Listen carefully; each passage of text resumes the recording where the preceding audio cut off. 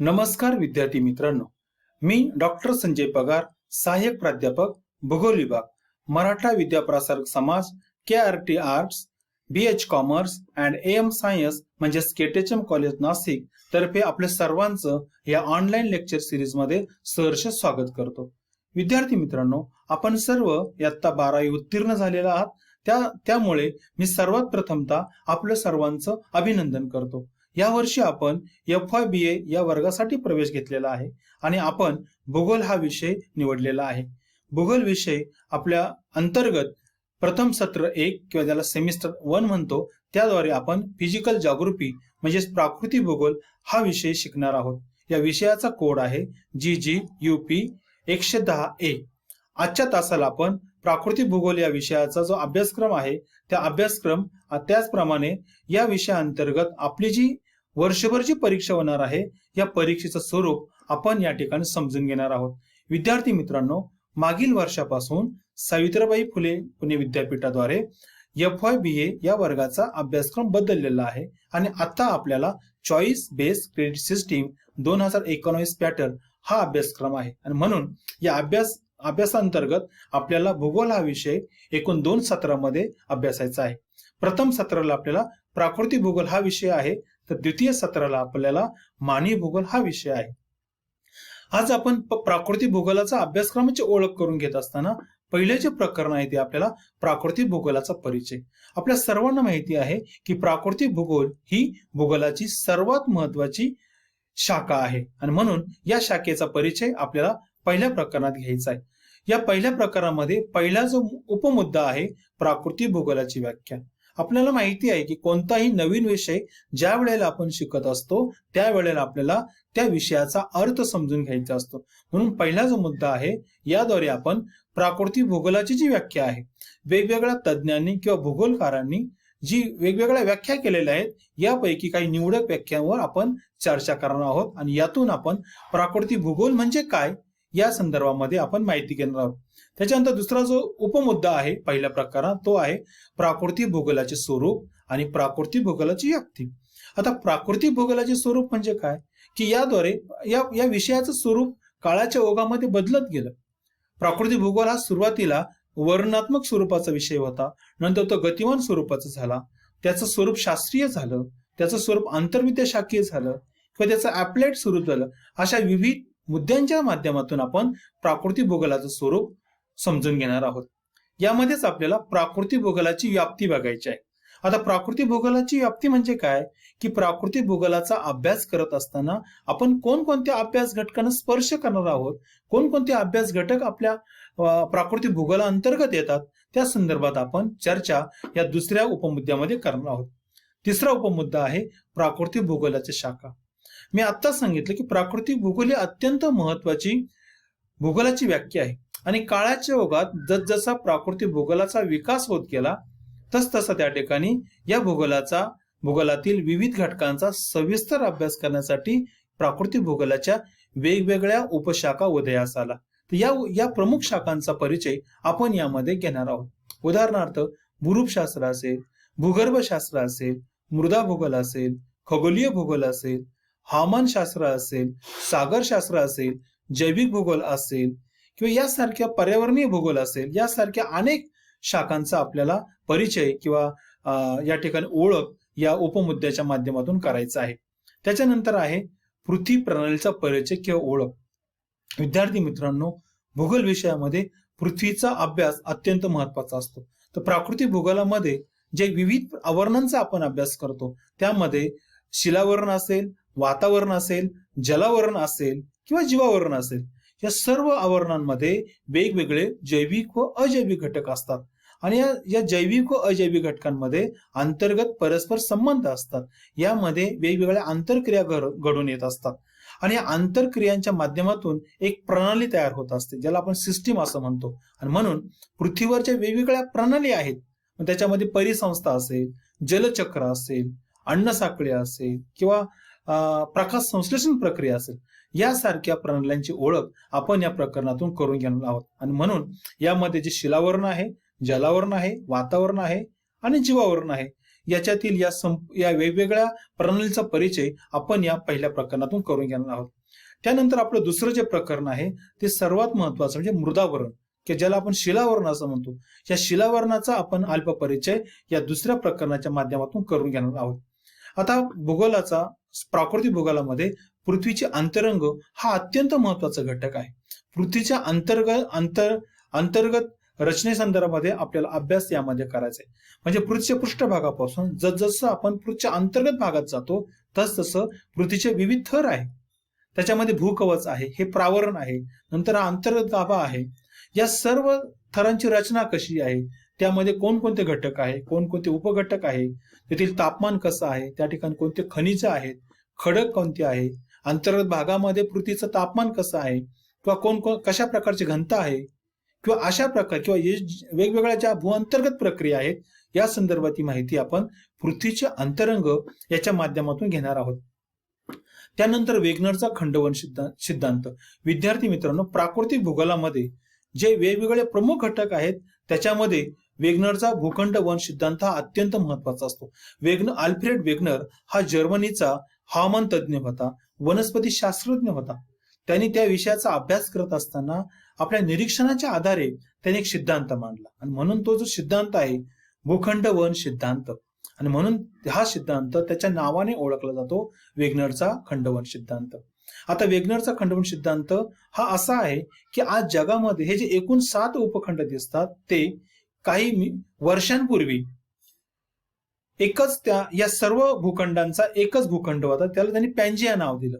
आणि त्या पॅन्जियापासून तर आजची जी सद्यस्थिती आहे ती कशा प्रकारे बदलत गेली या संदर्भामध्ये आल्फ्रेड वेगनर याने 1912 मध्ये जो सिद्धांत मांडला त्या सिद्धांताचा सविस्तर माहिती आपण यामध्ये करून घेणार आहोत.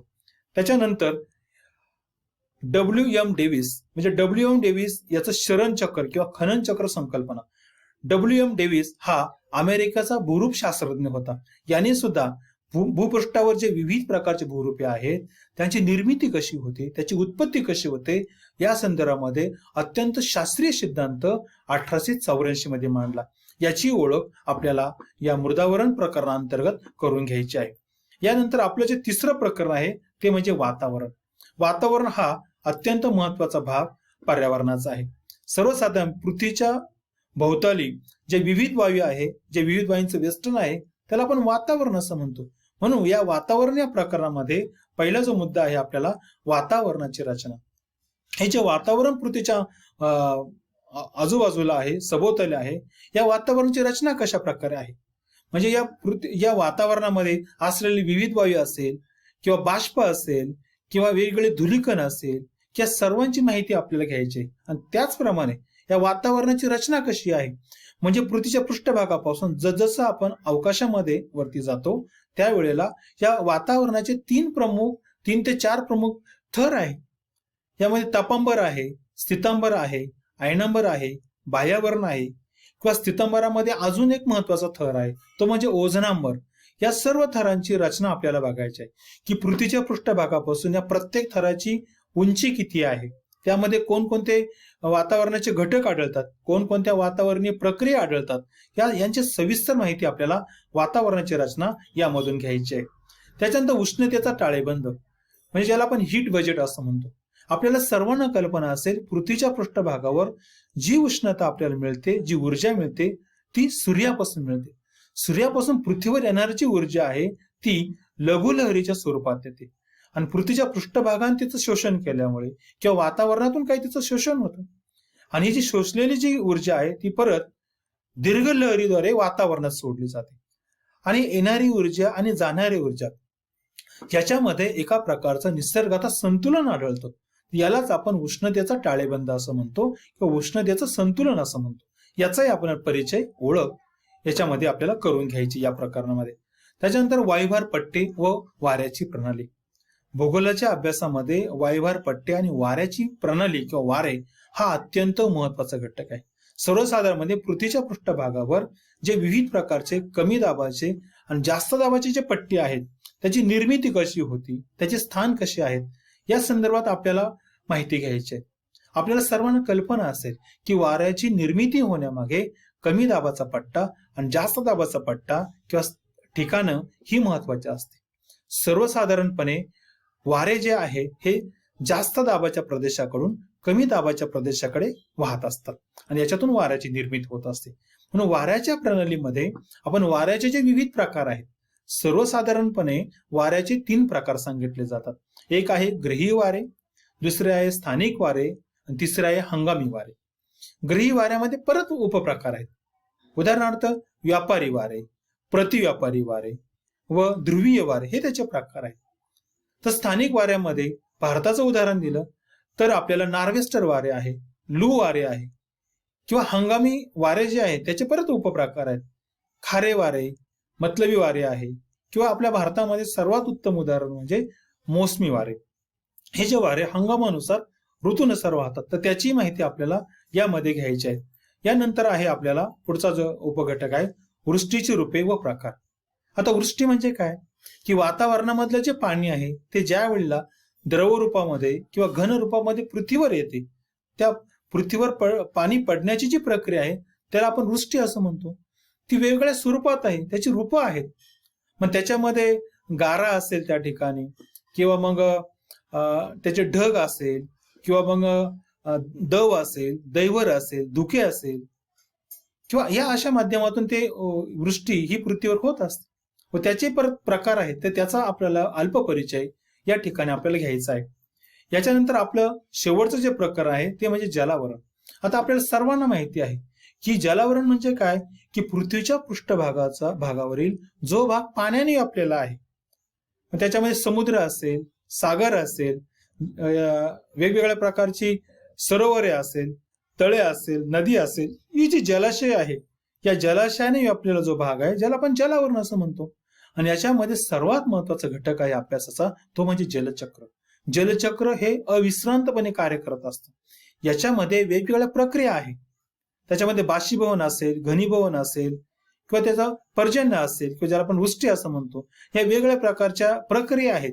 या प्रक्रियांची माहिती आपण जलचक्रामधून करून घेणार आहोत. जलचक्राचं महत्व काय आहे हे सुद्धा आपण याच्यामधून अभ्यासणार आहोत. जलावरणामध्ये दुसरा जो महत्वाचा प्रकार आहे, घटक आहे, तो म्हणजे सागर तळाचे सामान्य स्वरूप. आपल्याला सर्वांना कल्पना आहे की ज्याप्रमाणे पृथ्वीच्या पृष्ठभागावर पर्वत आहे, पठार आहे, मैदान आहे किंवा इतर भूरूप आहेत, अशाच प्रकारची सागराच्या तळावर वेगवेगळ्या प्रकारची भूरूप आहेत. त्याच्यामध्ये खंडांत उतार असेल, सागरी मैदान असेल, सागरी गर्ता असेल, सागरी पठार असेल किंवा सागरी पर्वत असेल, या सर्वांचं आपल्याला वैशिष्ट्य बघायचे आहे. सागराची तळरचना कशी आहे, सागरी तळावर कोणकोणते घटक आहेत, सागरी गाळ असेल, सागरी वनस्पती असेल, सागरी प्राणी असेल, या सर्वांची आपल्याला ओळख करून घ्यायची. याच्या व्यतिरिक्त याच्यामध्ये आपल्याला सागर जलाचे जे वेगळे गुणधर्म आहेत, सागर जलाची क्षारता असेल, सागर जलाचं तापमान असेल किंवा सागर जलाची घनता असेल, या सर्वांची माहिती आपल्याला यामध्ये करून घ्यायची आहे. याच्यानंतर तिसरा महत्वाचा मुद्दा आहे सागरी लाटा, भरती व ओहोटी. सागराला लाटा येत असतात, पण त्याच्यामध्ये सुनामी लाटा असेल किंवा दैनिक लाटा असेल, ज्याला आपण भरती आणि ओहोटी असं म्हणत असतो. सूर्याचं गुरुत्वाकर्षण असेल, चंद्राचं गुरुत्वाकर्षण असेल किंवा इतर काही नैसर्गिक घटक असेल, त्याच्यामुळं समुद्राला नियमितपणे भरती ओहोटी येत असते. किंवा सागर तळावर ज्या वेळेला भूकंप होतात त्यापासून सुनामी लाटा तयार होत असतात. याची माहिती, याची कारणं काय आहेत, याचे कोणकोणते प्रकार आहे आणि मानवी जीवनामध्ये याचं महत्व काय आहे हे आपण यामध्ये समजून घेणार आहोत. त्याच्यानंतर आहे सर्वात महत्वाचं शेवटचं म्हणजे क्षेत्रभेद किंवा क्षेत्र अभ्यास. विद्यार्थी मित्रांनो, ज्या वेळेला आपण भूगोलाचा अभ्यास करतो, वर्गामध्ये भूगोलाचा अभ्यास करतो, त्यावेळेला यामध्ये अनेक संकल्पना आपल्याला मूर्त स्वरूपात समजत नाही. अशा वेळेला जर आपण एखादी संकल्पना असेल ती जर आपल्या आजूबाजूचा जो निसर्ग आहे या निसर्गामध्ये जाऊन जर आपण अनुभवली, अभ्यासली, तर ती अधिक काळात स्मरणात राहते. असं म्हटलं जातं निसर्ग हीच भूगोलाची खरी प्रयोगशाळा मानली जाते. मग आपण ज्या वेळेला प्राकृतिक भूगोलाचा अभ्यास करतो त्यावेळेला आपण जे जे घटक आहे, ज्या ज्या संकल्पना आपण अभ्यास केला त्याचे प्रत्यक्ष अनुभव आपण आपल्या आजूबाजूला, महाविद्यालयाच्या आजूबाजूच्या प्रदेशात असेल, शहर असेल किंवा खेड्याच्या आजूबाजूला असेल, मग त्या ठिकाणी एखादा पर्वत असेल, नदी असेल, एखादी परिसंस्था असेल, एखादा धबधबा असेल किंवा इतर नैसर्गिक घटक असेल, त्याचं ज्या वेळेला त्या क्षेत्रामध्ये जाऊन प्रत्यक्ष निरीक्षण करतो, त्याचा अभ्यास करतो, त्यामुळे तो घटक आपल्याला अधिक परिपक्वपणे समजतो, आपल्या स्मरणात राहतो. आणि हा उद्देश घेऊन आपल्या अभ्यासक्रमामध्ये क्षेत्रभेट किंवा क्षेत्र अभ्यास आहे. आणि याच्यावर ज्या वेळेला तुम्ही प्रत्यक्ष भेट द्याल तुमच्या शिक्षकांच्या मदतीने, त्याचा तुम्हाला उद्देश कळेल आणि त्याच्या आधारे तुम्हाला क्षेत्रभेट रिपोर्ट किंवा अहवाल तयार करायचा आहे. आणि हा अहवाल तुम्हाला तुमच्या विषय शिक्षकाला द्यायचा आहे. याला सुद्धा काही गुण आहेत. आता आपण परीक्षेच्या स्वरूपामध्ये या संदर्भात अधिक चर्चा करणार आहोत. तर अशा प्रकारे आपला जो प्राकृतिक भूगोल आहे याचा अभ्यासक्रम आहे. आणि या क्षेत्रभेटीमध्ये आपल्याला अनेक गोष्टी समजणार आहेत. विद्यार्थी मित्रांनो, हा अभ्यास करत असताना तुम्हाला परीक्षा पद्धत सुद्धा लक्षात ठेवावं लागेल. आणि याच्यामध्ये आपण परीक्षा पद्धतीचं स्वरूप या ठिकाणी आता समजून घेणार आहोत. विद्यार्थी मित्रांनो, या चॉईस बेस्ड क्रेडिट सिस्टीम 2019 द्वारे आपल्याला प्रथम सत्रासाठी 100 गुणाची आणि द्वितीय सत्रासाठी 100 गुणाची परीक्षा द्यायची आहे. आणि यामुळे आपल्याला या परीक्षेचं स्वरूप काळजीपूर्वक समजून घ्यायचं आहे. आणि म्हणून आपला जो विषय आहे प्राकृतिक भूगोल, प्रथम सत्रासाठी आपल्याला 70 मार्काची सेमिस्टर एक्झामिनेशन आहे, की जी सावित्रीबाई फुले पुणे विद्यापीठ घेणार आहे. याचा क्वेश्चन पेपर हा विद्यापीठ त्या ठिकाणी आपल्याला पुरवणार आहे. आणि 30 मार्काची इंटरनल इव्हॅल्युएशन आहे, म्हणजे इंटरनल एक्झामिनेशन आहे, ज्याला आपण अंतर्गत परीक्षा असं म्हणतो. ही परीक्षा एकूण 30 गुणाची आहे.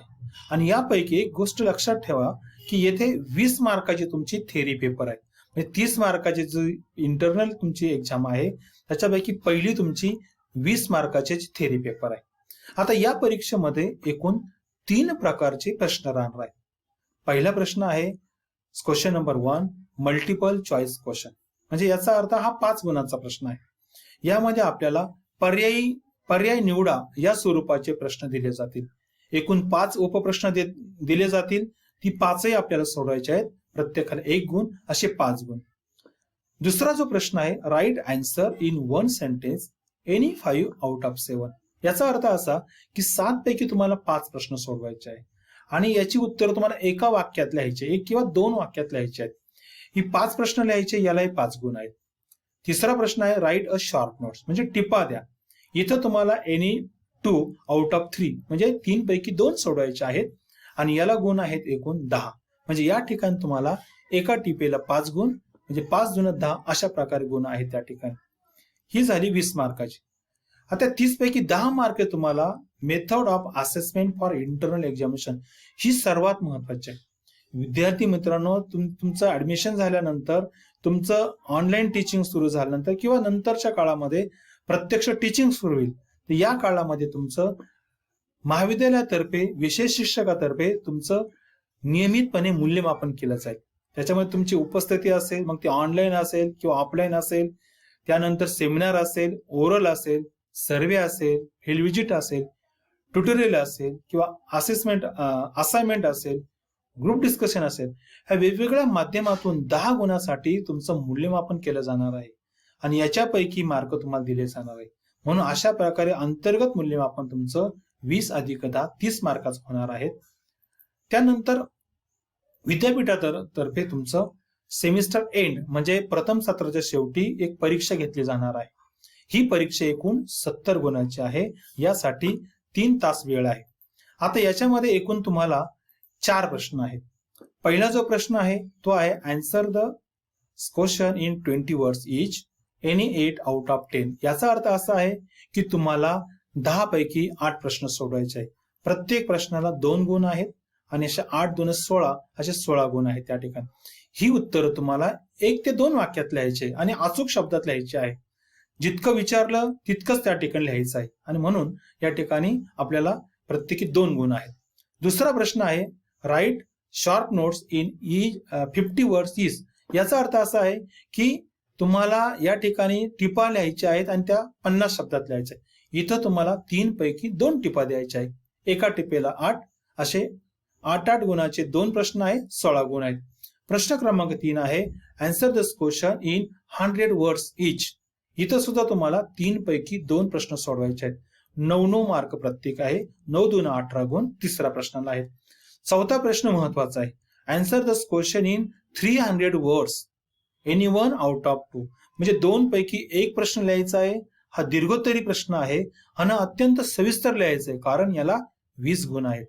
हा प्रश्न लिहित असताना एक गोष्ट लक्षात ठेवा या प्रश्नाचं स्पष्टीकरण देत असताना शक्य असेल तिथं आकृती काढा, शक्य असेल त्या ठिकाणी टेन्सिलचा वापर करा, टेन्सिलचा वापर करायला परवानगी आहे, किंवा एखादा आलेख असेल, काही सांख्यिकी माहिती असेल ती टेबलच्या स्वरूपात या ठिकाणी द्या.